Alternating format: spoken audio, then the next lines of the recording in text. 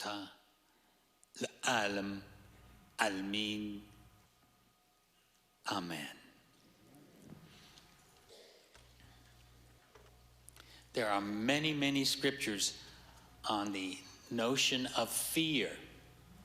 So I just chose 2 to work with. And if you'd like to read it along with me.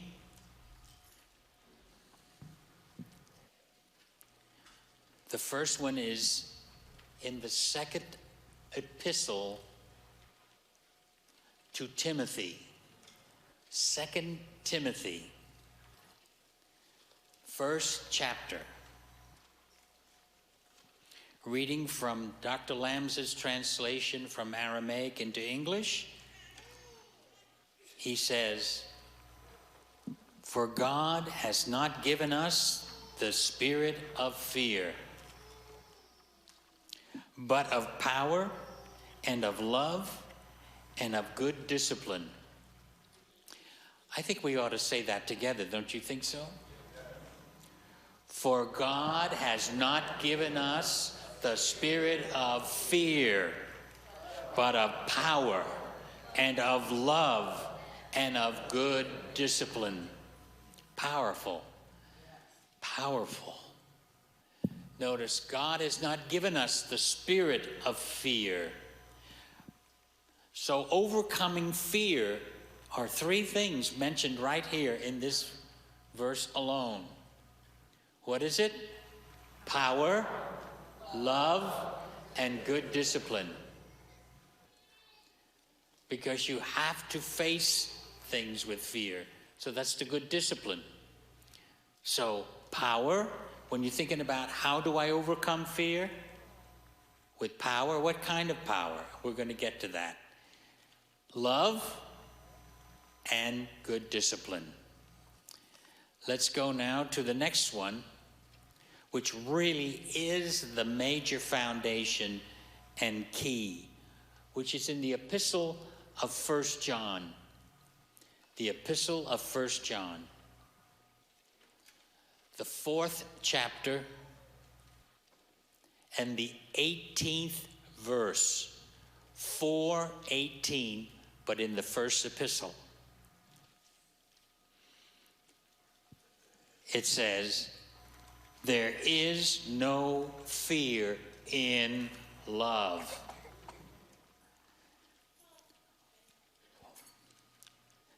but perfect love casts out fear, because fear is tormenting." I don't think I need a scripture on that one. Fear is tormenting. He who fears is not made perfect in love. Say it with me now. There is no fear in love. Repeat that again. There is no fear in love. But perfect love casts out fear, because fear is tormenting. He who fears is not made perfect in love. Don't worry about that word perfect. I know it bothers a lot of people.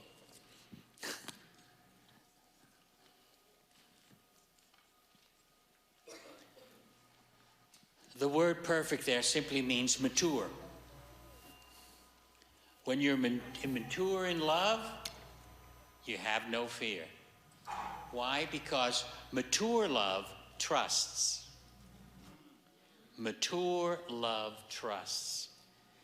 And if you don't have that faith and trust, trust is just another word for faith.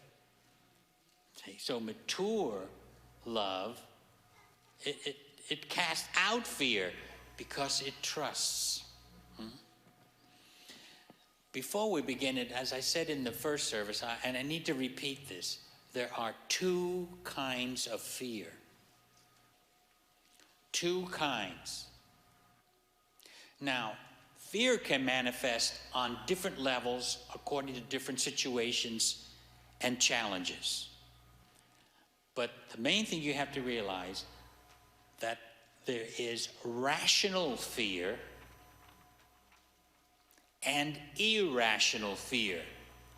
So what we want to overcome is irrational fear. Rational fear, to give you an example of it, is when you're getting ready to cross the street. What do? Why? Tell me why. Because you might what? Is that fear? Yes, but it's rational fear. You see, it's good fear. If you didn't have that, God help us, there'd be more dead people, right? Because that is a rational understanding. See, we often make fear, just fear, the word fear, without balancing it. That there is rational fear. And you're not trying to do away with, in fact, I'm going to tell you right now, I didn't say this in the first half, you can't do away with fear. You have to put fear in its place. Put it in its place, and that's what we have to do. Overcoming or triumphing over fear means you've put it in its place.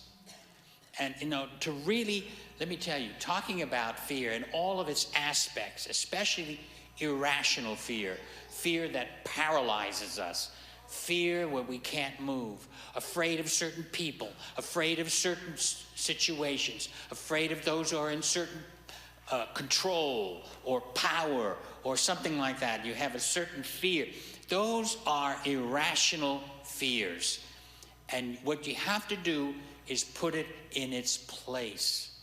And that's what we're working with, is how to, when we say overcome it, you don't destroy it, kill it, you just make it what it really is, putting it in its place. So, how does one overcome fear? I have about 6 suggestions that I make. 6. It doesn't mean I'm putting them in certain order, and that's how you're supposed to do it, in that order. You can do all of them at one time.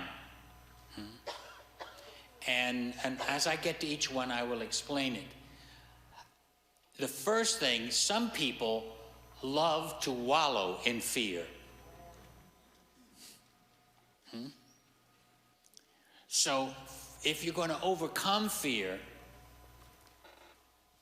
you have to have the desire to do so. Without the desire to overcome fear, you won't do anything about it. Nothing. You just surrender to it. So fear, then, to triumph over it, you must have a strong desire. So I made that number 1, but it can occur in different, when I give you all 6 of them, you'll see you can all occur at one time. Because one of the things I suggest too is prayer, which I will get to. And someone said to me after the service, well, I do prayer first thing. I said, well, if you do prayer first thing, that means you already had the desire to overcome fear. Right? Or you wouldn't go to prayer. You'd say, well, I mean, don't make issues out of something where there is no issue. And it's just like when we think of creation, we think of one thing at a time, like putting pearls on a string. Life isn't like that. We're complex. We do everything all at one time. So, but when you're speaking, you kind of have to work it out. In other words, this doesn't have to be the first step. As that person said to me, well, I do prayer first, Well, you already then had the desire to handle the fear. That's it. Okay. So, I make that putting fear in its place. That's what's important. And I was going to use different biblical stories about overcoming fear and using them as illustrations. But when I came to church this morning, I felt something different. I thought, why use characters in the Bible when we have living people now that have demonstrated to people all over the world what it is to overcome fear? So I'm going to use someone you all know. Every one of us. In fact, they know it all over the country, all over the world. And who am I going to use? When I quote this man right here. He said, I learned that courage was not the absence of fear, but the triumph over it. The brave man is not he who does not feel afraid, but he who conquers that fear. And who is that? Nelson Mandela. How in the world, what he had to face, but he didn't fear the government, right? He didn't fear the government, though they messed up his life, put him in prison, made all kinds of threats, beat him, everything, but he overcame that fear. I liked what Thomas Jefferson said about government. He said, when people fear the government, there is tyranny. When the government fears the people, there is liberty. Did you hear that? There is liberty. And that's what Nelson Mandela did. They were afraid of him, though they put him in prison. One man, one person, that's all, just one individual, frightened them to death. And they tried to quiet all the other, and putting him in prison, what did he do? He stood his ground anyway. And look today. Look today. What has happened? Because he would not let fear run his life. And just think, he didn't say, all those years in prison, they were wasted. Isn't that what he complained? No. He overcame. I mean, what better example can we have? When you look at what he did as an individual, then look at your problem, what you are afraid of. You see why I used Nelson Mandela? I mean, a government was after him, right? His life was threatened. His whole sense of being here threatened. And yet, he rose above it. And then, now think of your problem. Think of what you fear. Come on now. I don't have to tell you what you fear. You know. Think of that. And then think of Nelson Mandela. Who do you think had the greatest challenge? You or Mandela? And yet he did it. So the very fact they did it, so where do you stand now? You can too. So there has to be that desire to put fear in its place. And that's what we're doing now. I'm using Nelson Mandela as an example of putting fear in its place. And when you're faced with your fear, put it in its place. And if you can't seem to think you're just swamped with it, you can't stand it, then think of Nelson Mandela. And let me tell you, your particular fear will go, right? I didn't say you're to be Nelson Mandela. I'm just using it as an example. That's all. And then when you're looking at your fear, you see, put it in its place. And that will help you put it in its place. But there are some other that I would also suggest. Don't run from it. Face the fear. Don't run. And I know that's common. That's common. Because we don't know what else to do, so we'd like to run from it. But if you do these things I'm telling you, later on, you may be guided to leave that situation. Do you understand what I'm saying? But first, we're dealing with that inward fear, your thoughts, your feelings that you're having. You have to look at it honestly and diligently, openly. With me, now, this is just me. You don't have to do this. You understand that? With me, I'm the opposite. What I do when I'm facing a fear, I start at the bottom. You know, people want to start at the top. I don't care how you start it. But with me, I always start at the bottom. In other words, when I'm facing something that's got a hold of me with fear, I think, now, what's the worst thing that can happen? I go there first. What's the worst thing that can happen? Now, I'm not saying you have to do that. This is what I've always done. Is I always go to, now, can this happen? Can that happen? Yes, it can, you know. But then from there, I begin to go up.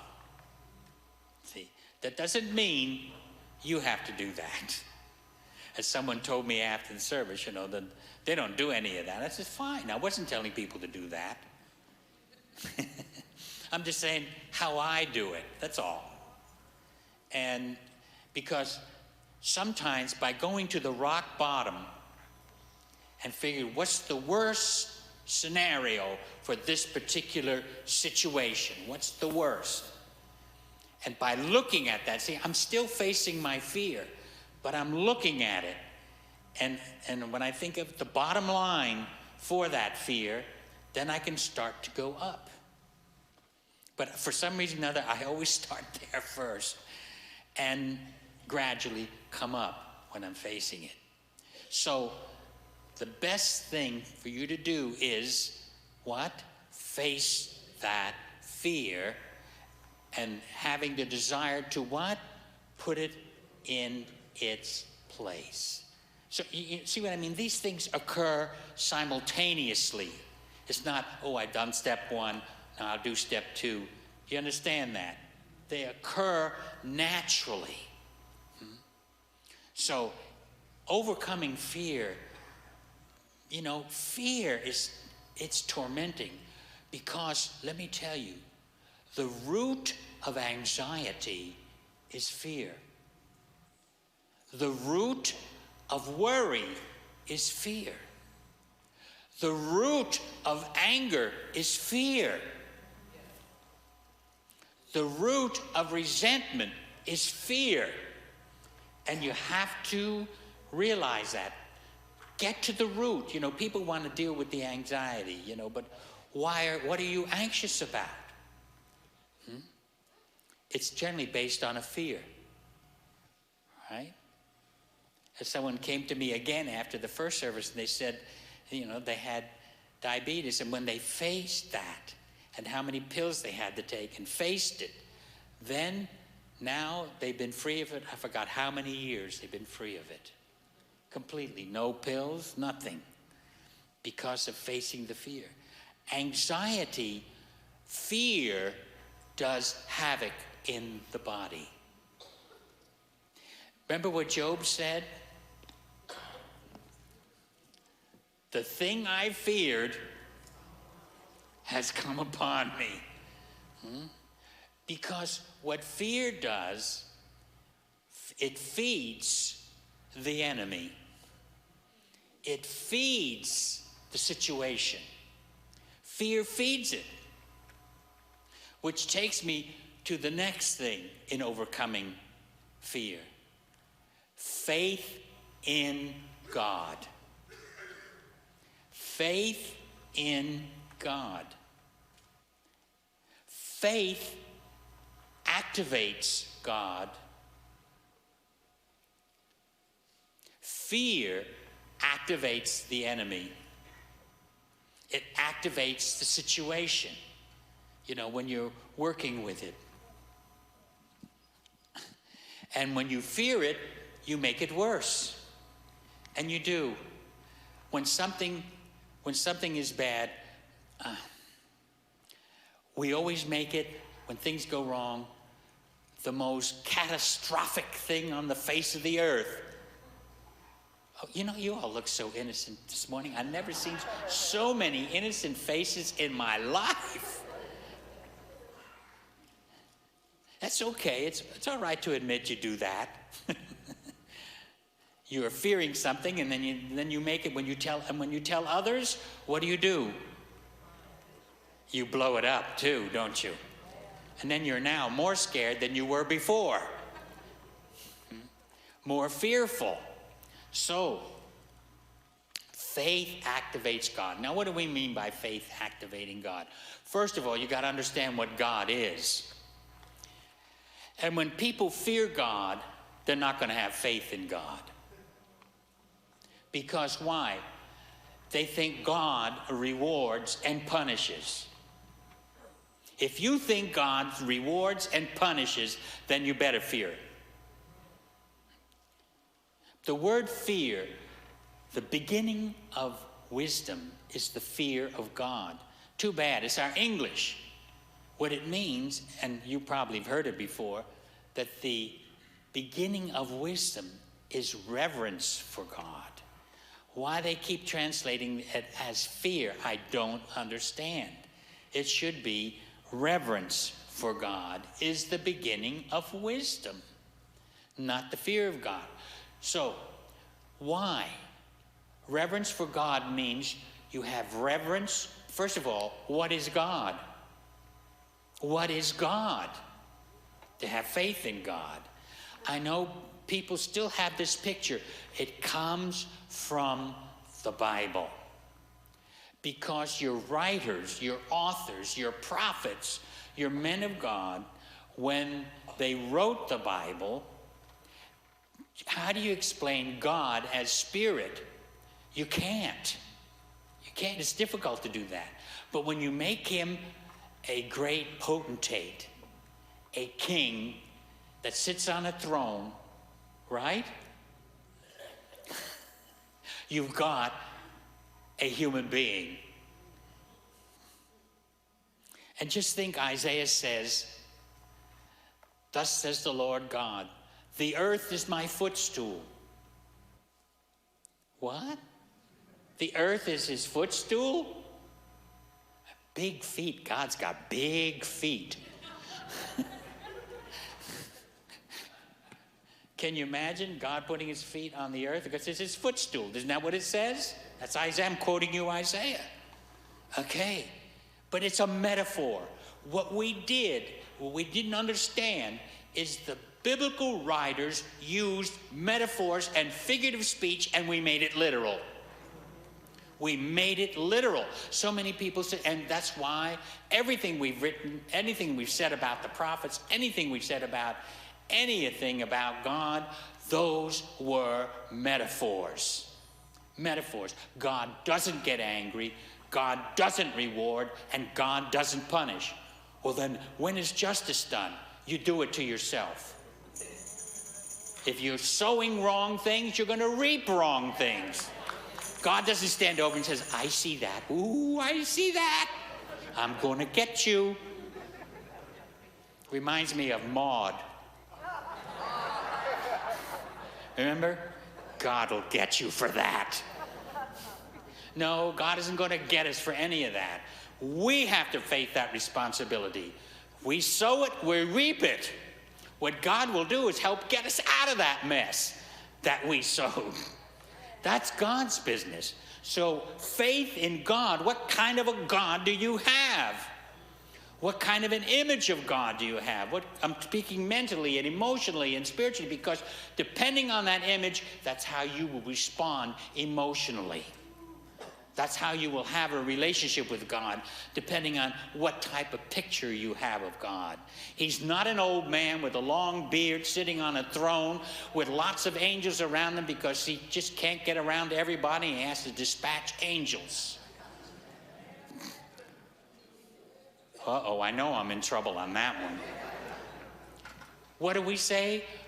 The first thing we think, where is God? Remember in catechism, where is God? And the answer is? I don't hear an answer. God is everywhere. Okay, so if God is everywhere, what does he need angels for?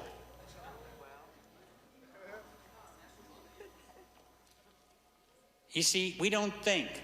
When it comes to the Bible, when it comes to truth, we park our brains over there somewhere. And even when children have asked Sunday school teachers, how can this be? And the teacher will reply, we take it by faith. Because we parked our brains. It should be the rest of the sentence. Where a child is smarter than the teacher. Because the teacher has to admit, we don't know. I don't know why that's that way. Blah, blah, blah. That's why I got into the Aramaic work. I got into the Aramaic work because people in my own congregation would ask me questions that I didn't have the answers for, and I would tell them, you know, there's some things I don't even understand about the scriptures, although I've studied all kinds of things, and I know what the scholars say. They make this a fairy tale and that a fairy tale and make this, and that's no answer. It's in the Bible. You have to understand it, how the biblical writers were meaning it at that time. And and people don't have that knowledge. They don't.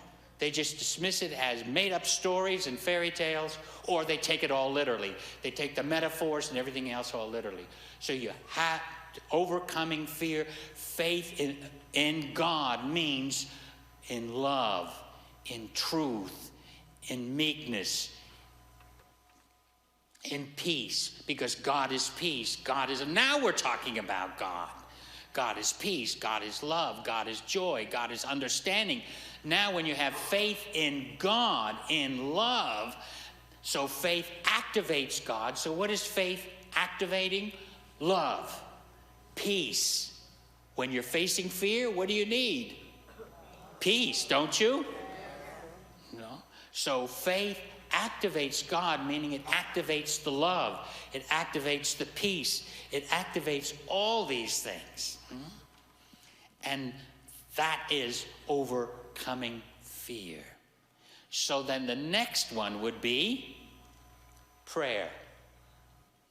How can I encourage my faith in God? What can I do? I must go in prayer. I told this because I had this actual experience in counseling people. You know, I was pastoring in San Antonio for almost 24 years. And I did a lot of counseling work. And plus I pastored in California as well. But there was one person who came to me, this is in San Antonio, who was really having a problem and full of fear, just full of it. And they said, I just can't overcome it. And no matter what I've done, what I prayed, and I said, and I pray and pray. And I looked at her and I said, no, you haven't prayed. She looked at me. Well, she got indignant. You haven't been with me when I've been on my knees. She started telling me all this stuff. I said, no, you still haven't prayed. She said, well, what do you mean? I said, because you don't know the meaning of the word prayer.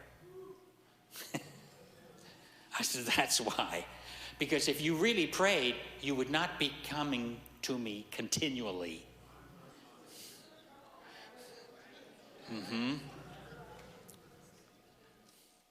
Prayer in Aramaic means to trap. I said, you haven't trapped anything. Except you're still wallowing in your fear and in all this other. She said, well, I said, come on now. Because God is love. And when you commune with love, it fills your whole being.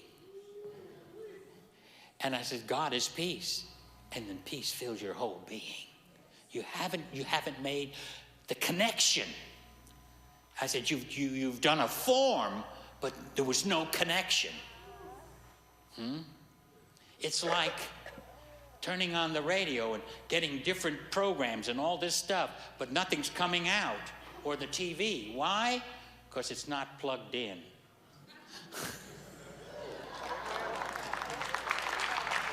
Not plugged in. And when you plug in, you're going to get that program that you need. You can always plug into God and get what you need. But you got to put that plug in there, right? I don't care. You can scream, cry, carry on, do a dance and everything. But if it's unplugged, your ranting and raging won't do a thing. But all you do is just pick it up and plug it in. And you'll get it. You'll get it. And that's what it is when it says faith in God. You've plugged in. You're plugged in. Getting on your prayer bones, as I used to say. And you're plugged in. Then, because you know, what it does is when you get into that state, God melts away all those emotions that are holding you down, that are paralyzing you, that you cannot move. So prayer is vital. So we've had 4 things. Now you understand what God is now too. It's the truth principles that are a part of us. The true self, let me tell you, the true self, the real, genuine you, there's 2 of us. Oh yes, there's 2 Rocco Erricos. And there's 2 of you, 2 of you, 2 of you, and 2 of you. Come on, I can go right on down. What do I mean by 2? Well, there is that part of me that's formed by my culture. You with me? That's formed by my culture, by the environment I was brought up in. There is also what I was taught. Some correct, some not so correct. That is not the real you. The real, genuine you is above culture. Is above environment, is above anything that you have learned. You're in a higher state. The real you is always in that higher state. It doesn't, it doesn't, who vacillates? Not that. It's what we were brought up with. That's what vacillates, but not the real you. And when you access God, when you plug in, you plug into the real, genuine you. You plug into something that, and it's scriptural. God said, let us make humankind our image and our likeness. Not the physical body, not the cultural way, not that isn't it at all. It's a higher place than culture, environment, schooling, training, all that. You need that to move in where you're living, but that's not we think of that as the genuine you. It's not. In fact, that's where the fears and stuff come from. That's where it comes from. So you have to overcome that. And that's with true, genuine prayer. And you plugged into the real you.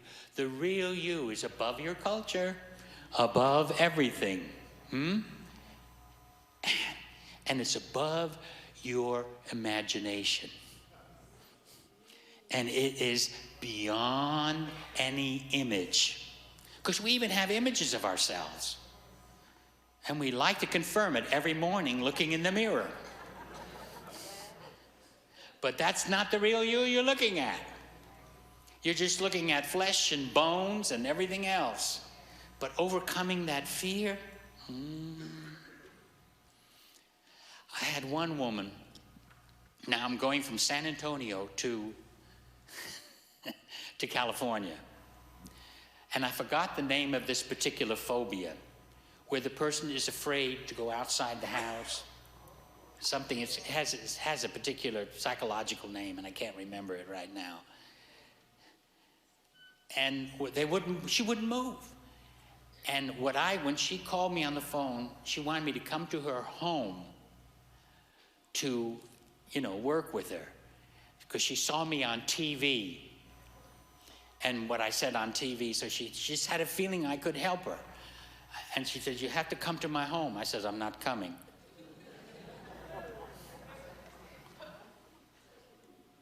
You're not? No.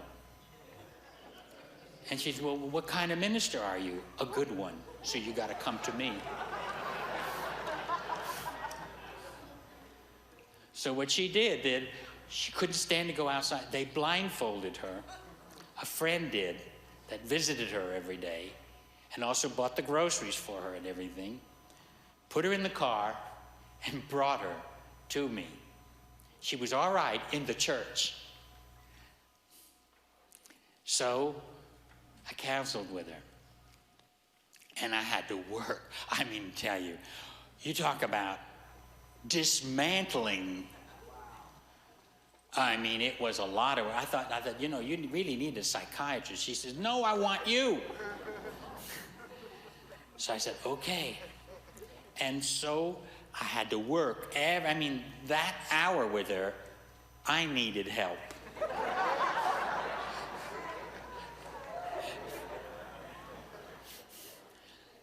But I dug and dug and dug. Dismantled. I had to do a lot of destroying of images that were so caked in her emotions, so powerful, it was like a tremendous wall. But finally, she was able to come in the car without being blindfolded. Then she was able to go to the store, because the store was only 3 blocks from the house. But you don't know what a miracle that was. She couldn't step outside. She started going to the store, and the last I saw of her, she was even enjoying going out to other places and eating.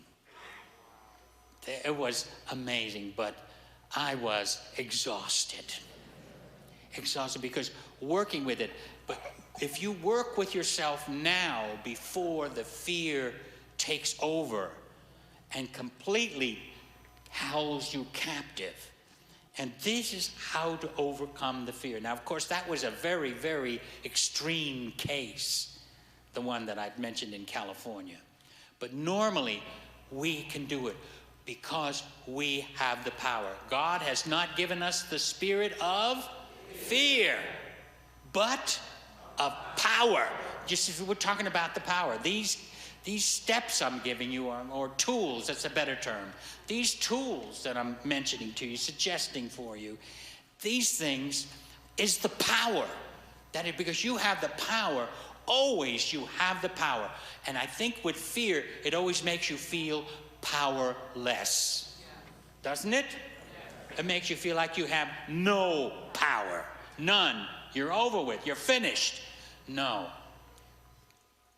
Remember, I like what I said Thomas Jefferson said. Remember what? The government, the people that fear the government, there is tyranny. But the people, what? The government who fears the people, there is liberty. So with liberty, we're free. We're free. Sometimes the situation hasn't changed, but you're free. Nelson Mandela was a free man stuck in that prison. Right? Boxed in, walked a certain way, but he was free in his spirit, and he maintained it all those years he was there. Can you imagine that? Being boxed in like that and living in freedom in your heart and mind. It goes to show you the power of a human being. The power of a human being is the power of God, that if you live in a box, you can live with freedom. That if you live in hell, you can move through it and be free.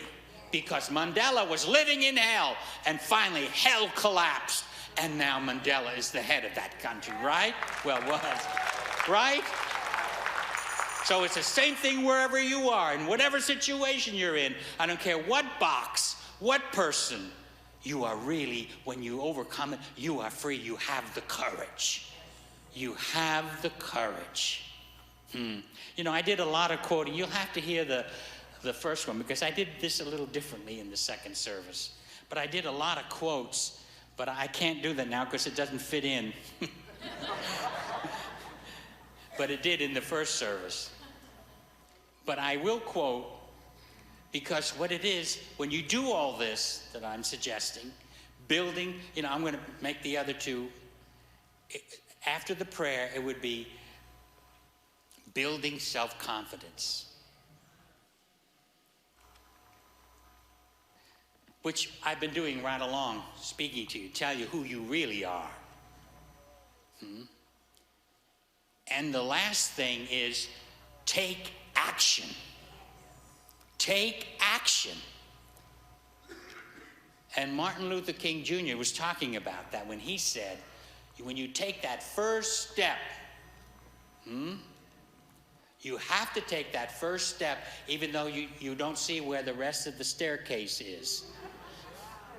He said that. We want to see the whole thing.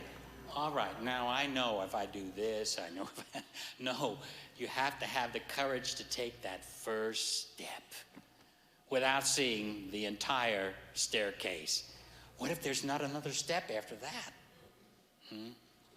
No, that's courage. Takes courage. And Martin Luther King Jr., this is what he said. This is exactly his wording. We must build dikes of courage.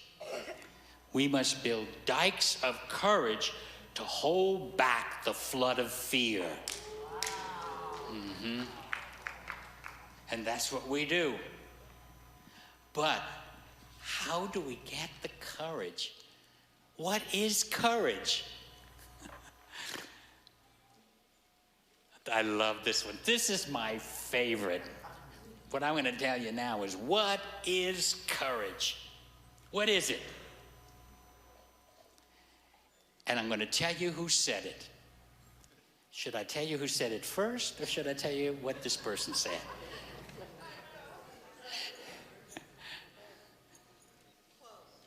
All right, the quote. Courage is fear. Hold on. Courage is fear that has said its prayers. Wow. Who said it? Maya Angelou. Isn't that wonderful? It's just like her. I love what she gives you those zingers, Maya Angelou.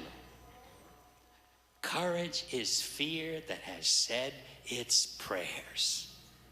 And isn't that the truth? Fear can motivate you too.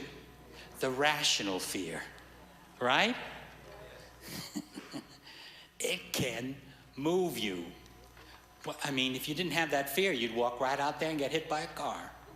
If you didn't have that fear, you'd put your hand in the fire and burn, right?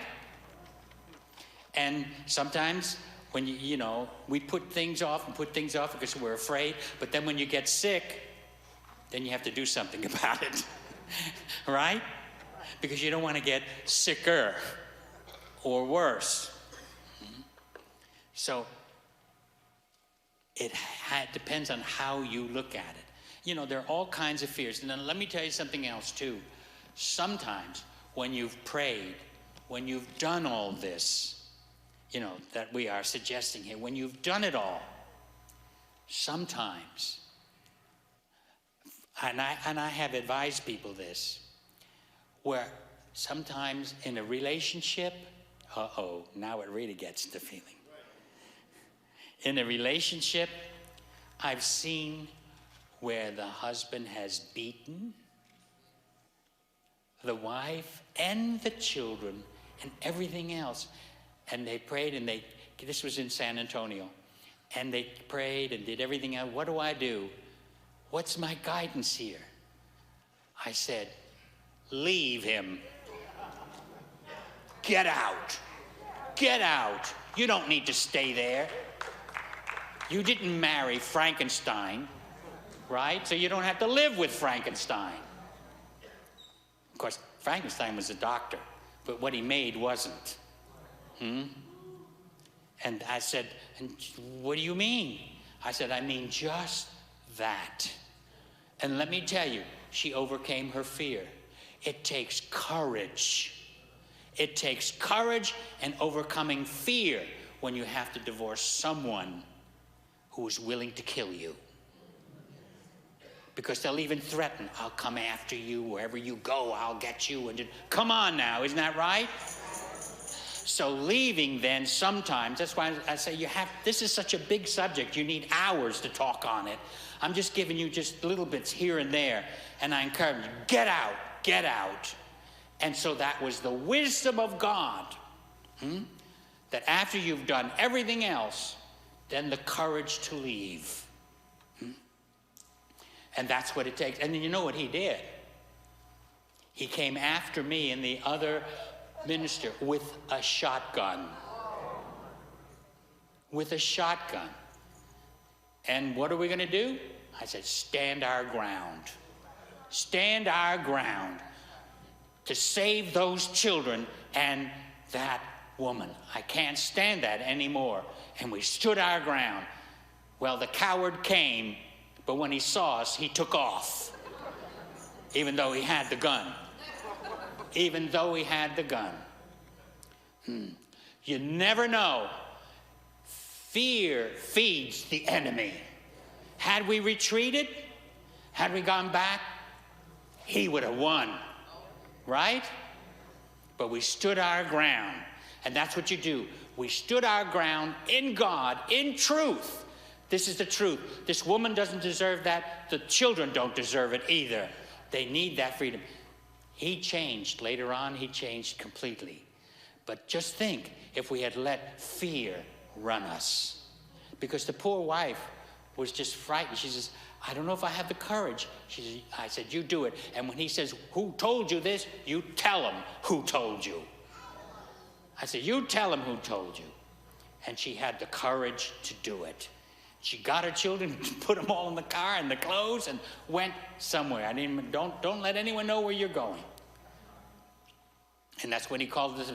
He called us up on the phone and said, we're coming after you with a shotgun. And he did. We stood our ground. We're waiting for you. Come on in. Shh. He took off the other way. And that's what fear will do. Take off the other way. Go. So I don't care how you do it, whether you do prayer first or whatever it is, that plug in, and you can overcome that fear. And one other thing I'll tell you that will help you. Please don't try to fight all your fears at one time. That you'll have to take one at a time. Bless you.